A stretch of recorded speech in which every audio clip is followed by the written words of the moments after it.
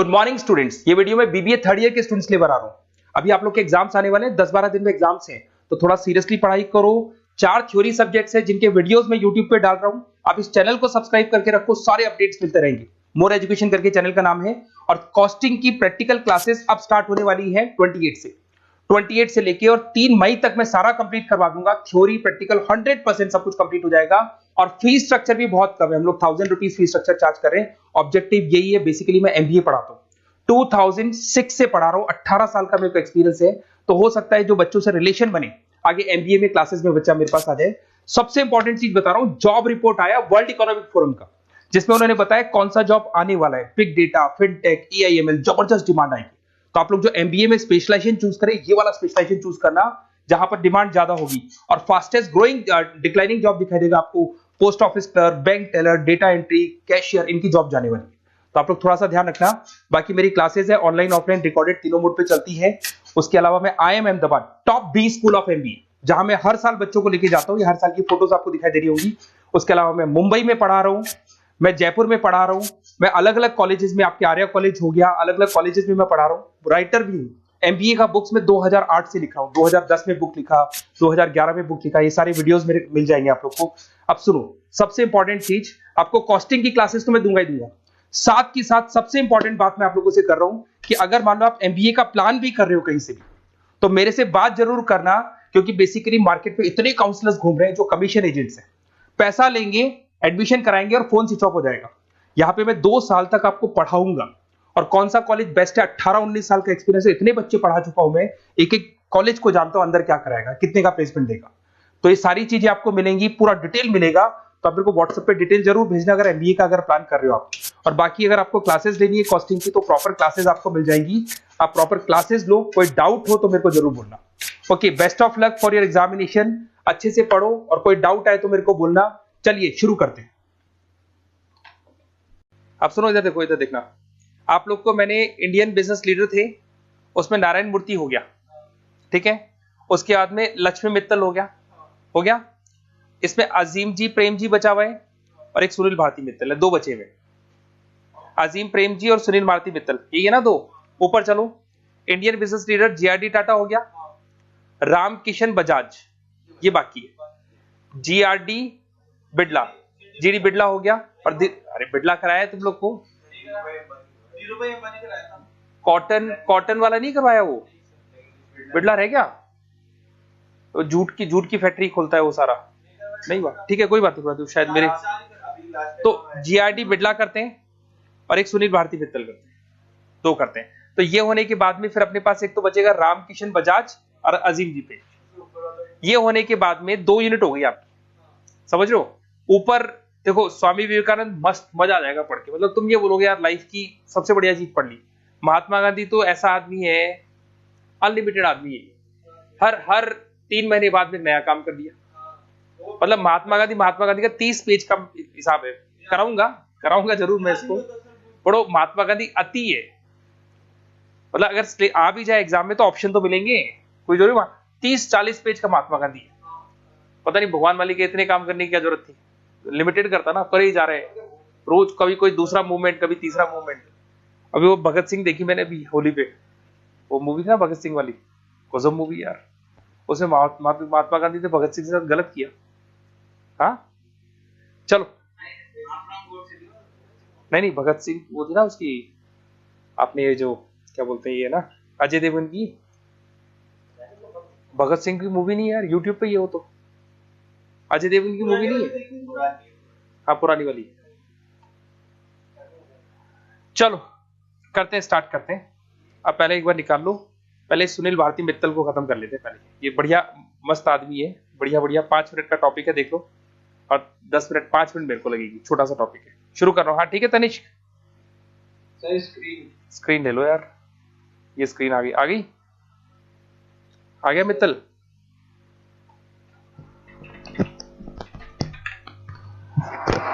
दोस्तों, आज मैं बात करने जा रहा हूँ भारतीय उद्योगपति, समाज सेवी और विश्व के सबसे बड़े टेलीकॉम कंपनियों में से एक एयरटेल के चेयरमैन सुनील मित्तल की, जिन्हें दुनिया के गिने चुने सबसे सफल लोगों में शुमार किया जाता है। सुनील की कंपनी एयरटेल भारत की पहली और विश्व की तीसरी सबसे बड़ी टेलीकॉम कंपनी है और मौजूदा समय में यह करीब 18 देशों में कार्यरत है, जिनके ग्राहकों की संख्या 372 मिलियन आंकी गई है। और मौजूदा समय में सुनील मित्तल भारत के 8वें हैं। लेकिन दोस्तों, सुनील को यह सफलता यूं ही नहीं मिली, यह उनके कड़ी मेहनत, सच्ची लगन और कोशिशों का फल है। तो चलिए दोस्तों, बिना आपका ज्यादा समय लिए हम भारतीय एंटरप्राइजेस के फाउंडर और चेयरमैन सुनील मित्तल की लाइफ स्टोरी को शुरू से जानते हैं। सुनील का जन्म 23 अक्टूबर 1957 को पंजाब के लुधियाना में हुआ था। उनके पिता का नाम सतपाल मित्तल था, जो एक पॉलिटिशियन थे और 2 बार लोकसभा से और 1 बार राज्यसभा से सांसद भी रह चुके थे। हालांकि वे अब इस दुनिया को छोड़कर जा चुके हैं। 1992 में हार्ट अटैक की वजह से उनकी मृत्यु हो गई थी। सुनील मित्तल के अगर एजुकेशन की बात करें तो उन्होंने अपनी शुरुआती पढ़ाई मसूरी के वेनबर्ग एलन स्कूल और ग्वालियर के सिंधिया स्कूल से की और फिर आगे चलकर 1976 में उन्होंने पंजाब यूनिवर्सिटी से bachelor of art and science में अपनी ग्रेजुएशन कंप्लीट की। हालांकि सुनील का कहना है कि शुरू से ही उन्हें पढ़ाई लिखाई में कोई खास दिलचस्पी नहीं थी और बचपन से ही वे अपना खुद का बिजनेस स्टार्ट करना चाहते थे। इसीलिए महज 18 साल की उम्र में ही उन्होंने बिजनेस की तरफ अपना पहला कदम रखा और फिर अपने पिता से 20,000 रुपए लेकर कुछ दोस्तों के साथ मिल साइकिल का एक पार्ट बनाने लगे और वो पार्ट आप अपनी स्क्रीन पर देख सकते हैं। मुझे भी कोई खास आइडिया नहीं है कि इसे हिंदी में क्या बोलते हैं। अगर आपको पता हो तो हमें कमेंट बॉक्स में जरूर बताइएगा। चलिए टॉपिक पे आते हैं। कुछ दिनों तक साइकिल का पार्ट बनाने के बाद उन्हें यह एहसास हुआ कि इस बिजनेस में अपना टाइम देकर वे ज्यादा सफल नहीं हो सकते हैं। इसीलिए उन्होंने इसे बंद करने का फैसला किया और फिर वे मुंबई चले गए, जहां 1981 में उन्होंने इंपोर्ट लाइसेंस खरीदा और फिर जापान से एक्सपोर्ट किए गए पोर्टेबल जनरेटर्स को बेचने का काम करने लगे। इस बिजनेस से उन्हें खूब फायदा हुआ और अब ऐसा लग रहा था कि सुनील की लाइफ पूरी तरह से सेट है। लेकिन तभी भारतीय सरकार ने जनरेटर के आयात पर रोक लगा दी, क्योंकि 2 भारतीय कंपनियों को अपने देश में ही जनरेटर बनाने का लाइसेंस दे दिया गया था। हालांकि इस घटना से सुनील मित्तल ने हार नहीं मानी, बल्कि यह सीख लिया कि अगर आगे चलकर इस तरह का कोई भी मौका आएगा तो वे उसका फायदा जरूर उठाएंगे। आगे भी सुनील अलग अलग काम करते रहे और 1984 में ताइवान की कंपनी किंगडन से उन्होंने नए जनरेशन का पुश बटन फोन इंपोर्ट कर बेचने का काम शुरू किया, क्योंकि अभी तक भारत में वही पुराने फोन यूज किए जा रहे थे जिसमें नंबर को दबा दबाकर हमें घुमाना पड़ता था। 1990 में सुनील ने फैक्स मशीन और बिना तार वाले फोन्स की भी बिक्री की। लेकिन उसके बाद जो हुआ उसने सुनील मित्तल की पूरी जिंदगी ही बदल दी। 1992 में उन्होंने भारत में नीलाम किए जा रहे मोबाइल फोन नेटवर्क के लाइसेंस के लिए बोली लगाई और 4 कंपनियों में उनकी कंपनी बीसीएल को भी एक लाइसेंस मिल गई। हालांकि उन्हें यहाँ भी कई समस्याओं से जूझना पड़ा। लाइसेंस लेने वालों के लिए सरकार ने एक शर्त रखी थी कि उनके पास टेलीकॉम ऑपरेटर के रूप में कुछ न कुछ अनुभव जरूर होना चाहिए। इसीलिए मित्तल ने फ्रेंच के एक टेलीकॉम कंपनी के साथ समझौता किया और इस समस्या को भी दूर भगा दिया। बस यहाँ से सुनील मित्तल और उनकी कंपनी ने कभी भी पीछे मुड़कर नहीं देखा और एयरटेल ब्रांड नेम के साथ उन्होंने कुछ ही सालों में 20 लाख मोबाइल ग्राहकों का आंकड़ा पार कर लिया और ऐसा करने वाली एयरटेल कंपनी पहले टेलीकॉम कंपनी बनी। और अगर मौजूदा समय की बात करें तो एयरटेल के ग्राहकों की संख्या 372 मिलियन है। 2007 में सुनील मित्तल के योगदानों के लिए उन्हें भारत का तीसरा सबसे बड़ा नागरिक सम्मान पद्मश्री से सम्मानित किया गया। सुनील मित्तल एक बिजनेसमैन होने के साथ ही साथ एक समाज सेवक के रूप में भी काम करते हैं। वे भारतीय फाउंडेशन नाम का एक ट्रस्ट चलाते हैं जो गांव के गरीब बच्चों को क्वालिटी एजुकेशन, फ्री बुक्स और यूनिफॉर्म प्रोवाइड करता है। दोस्तों, सुनील मित्तल की लाइफ हम सबके लिए एक प्रेरणा है। वे अपने जीवन में कई बार गिरे और संभलते रहे, लेकिन कुछ बड़ा करने की कोशिश उन्होंने कभी भी नहीं छोड़ी। और कहते हैं ना कि हार मानो नहीं तो कोशिश बेकार नहीं होती, कोशिश करने वालों की कभी हार नहीं होती।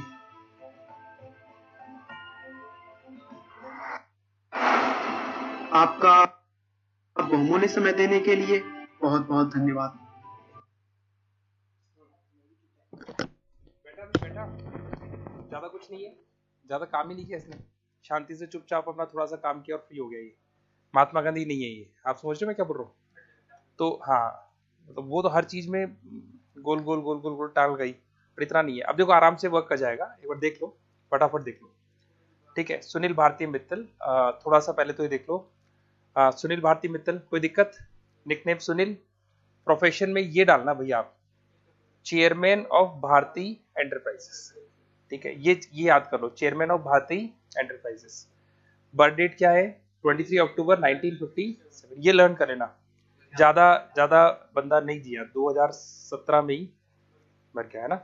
आप सोचो, लुधियाना पंजाब में जन्म हुआ था। ठीक है, इतना तो याद हो जाएगा, ये तो क्लियर है। चलो अब इधर से चलते हैं।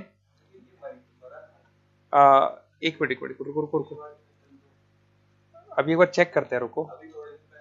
इस एज, अच्छा 27 तक इसकी 59 एज है। ठीक है, रुको अब इधर आ जाओ इवेंट पे। ठीक है, इधर से आ जाओ। नेशनलिटी क्या होगी? इंडियन। होम टाउन उसका लुधियाना पंजाब हो गया। स्कूलिंग एजुकेशन, अच्छा इसमें बस मेन चीज याद कर लो, आर्ट साइंस से इसने अपना ग्रेजुएशन किया था। ठीक है, पंजाब यूनिवर्सिटी से। और ये इसके जो ब्रदर और अंकल है, इनको छोड़ो, अब मेन पॉइंट पे आ जाओ। यहाँ पे आऊंगा, यू टर्न मारूंगा वापस में, पहले मेन पॉइंट पे आ जाओ। ये पढ़ने आपको दिखाई दे रहे हैं सारे के सारे। हाँ, Sunil Bharti Mittal was a first businessman in 1976। 18 साल में इसने अपना बिजनेस स्टार्ट कर दिया था। आप सोच रहे हो मैं क्या बोल रहा हूँ? कैपिटल कितनी रही थी घर से बताओ?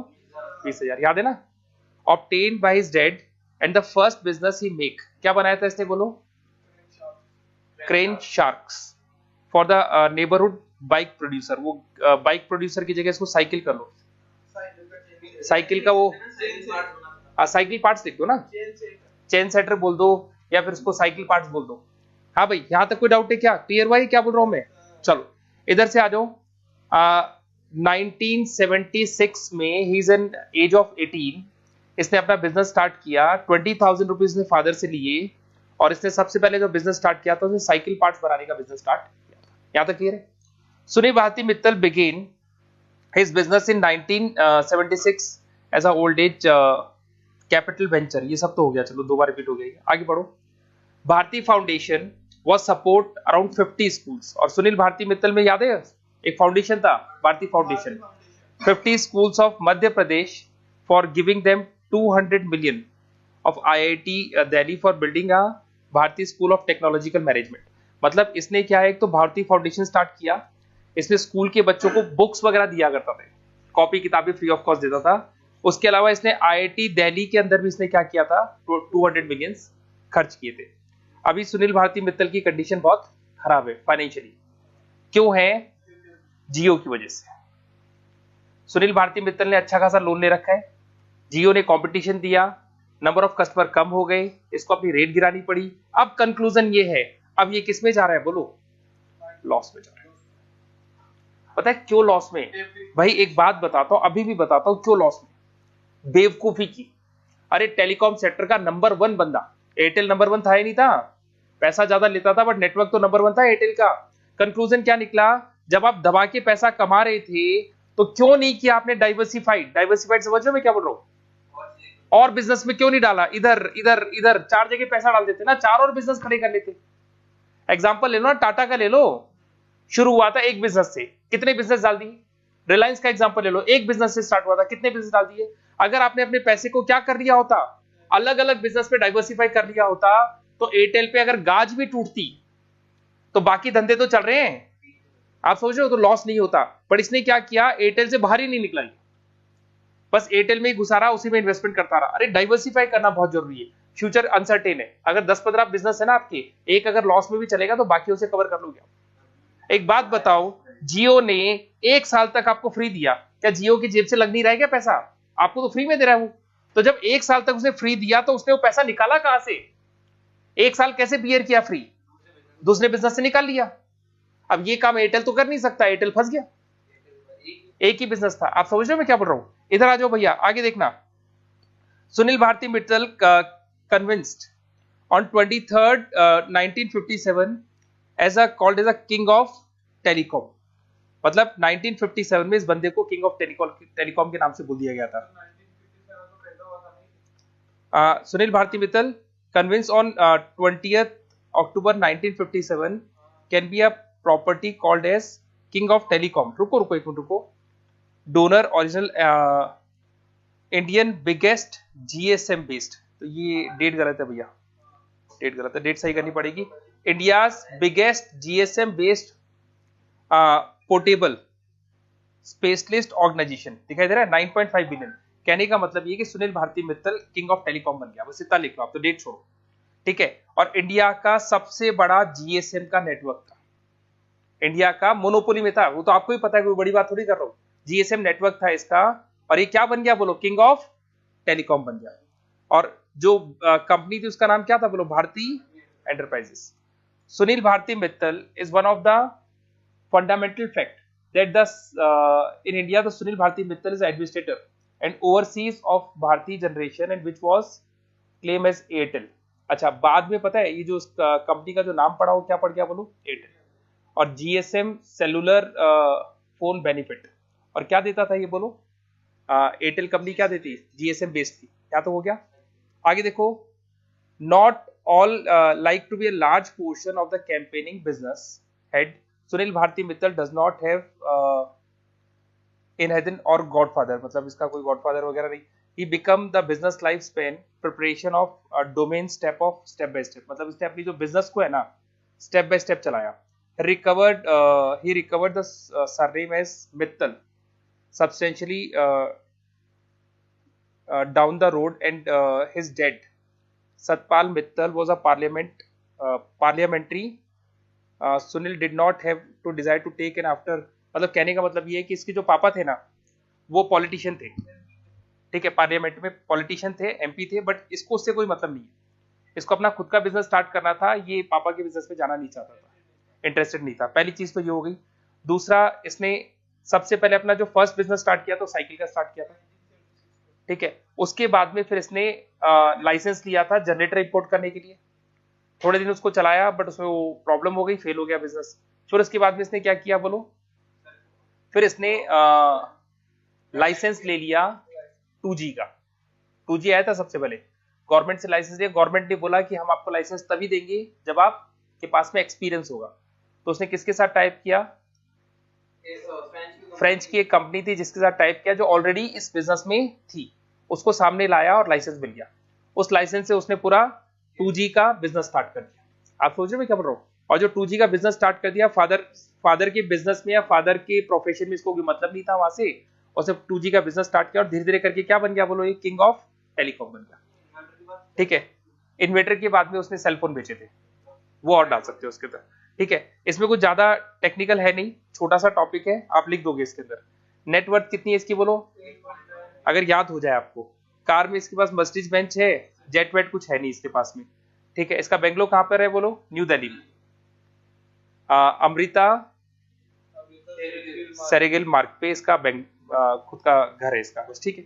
ये सारी चीजें याद हो जाएगी। इधर से आ जाओ भाई। The telecom director Sunil Bharti Mittal was denotes by the uncommon court.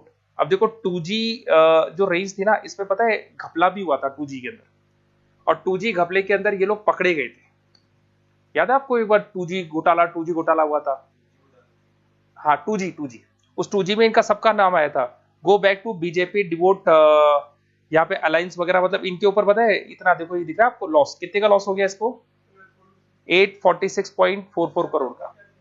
देखो घपला कुछ नहीं था इसमें, जो 2G के जो लाइसेंस बटे थे ना, अभी जैसे अगर आपने देखा होगा मनीष सिसोदिया को अंदर डाल रखा है इन्होंने, क्यों डाल रखा है कि उसने शराब नीति में चेंज कर दिया। जो अपने क्या बोलते हैं इसको, शराब बेचते हैं ना, उसकी उसने अलग नीतियां बना दी। तो ऐसे रूल्स बना दिए जिसमें कि भाई लाइसेंस देने में दिक्कत नहीं आए, और जिसको इनको लाइसेंस देना है वहां से अच्छा खासा क्या रहे, अमाउंट उठा रहे। ऐसे यहाँ पर जो लाइसेंस लिया गया था ना, इसमें सुनने में आता है कि गवर्नमेंट ने अच्छा खासा पैसा इन लोगों से लिया। अब उस पत्ते को खोल दिया, तो ये लोग भी पकड़े गए, भाई तुमने कितनी घूस दी थी, ये लाइसेंस लेने के लिए तुमने कितना घूस दिया था, उसमें सबका नंबर आ गया। अरे समझ में क्या बोल रहा हूँ। चलो ठीक है।